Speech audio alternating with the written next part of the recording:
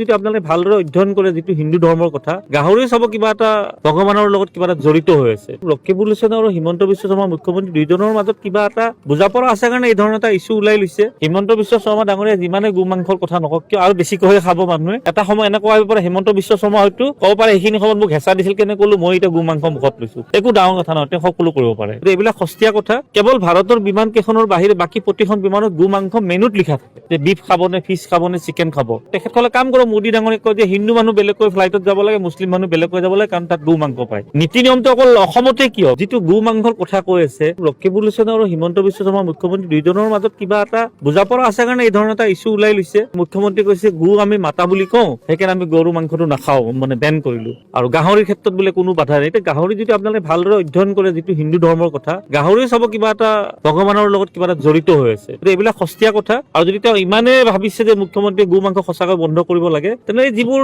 বাহিৰা দেশৰ বা বিমানবোৰ আহে ভাৰতত, চৰকাৰটো বিজেপিৰ আছে, কেৱল ভাৰতৰ বিমান কেইখনৰ বাহিৰে বাকী প্ৰতিখন বিমানত গো মাংস মেনুত লিখা থাকে যে বিফ খাব নে, ফিছ খাব নে, চিকেন খাব। তেখেতসকলে কাম কৰক, মোদী ডাঙৰীয়াক কয় যে হিন্দু মানুহ বেলেগকৈ ফ্লাইটত যাব লাগে, মুছলিম মানুহ বেলেগকৈ যাব লাগে, কাৰণ তাত গো মাংস পায়। নীতি নিয়মটো অকল অসমতে কিয়, গতিকে এইবিলাক হিমন্ত বিশ্ব শৰ্মা ডাঙৰীয়া যিমানে গো মাংসৰ কথা নকওক কিয় আৰু বেছিকৈ খাব মানুহে। 2 বছৰমান পূৰ্বে আপোনালোকে দেখিছিলে এই বিতৰ্কটো ওলাওঁতে সকলো নেতাই, ৰাজনৈতিক ডাঙৰ নেতাবিলাক গো মাংস খাই দেখাইছিলে কোনোবা এটা ৰাজ্যত, আপোনালোকে এইটো মিডিয়াতো আহিছিলে। গতিকে এটা সময় এনেকুৱা আহিব পাৰে হিমন্ত বিশ্ব শৰ্মা হয়তো ক'ব পাৰে এইখিনি সময়ত মোক হেঁচা দিছিল কেনে ক'লো মই এতিয়া গো মাংস মুখত লৈছো। একো ডাঙৰ কথা নহয়, তেওঁ সকলো কৰিব পাৰে।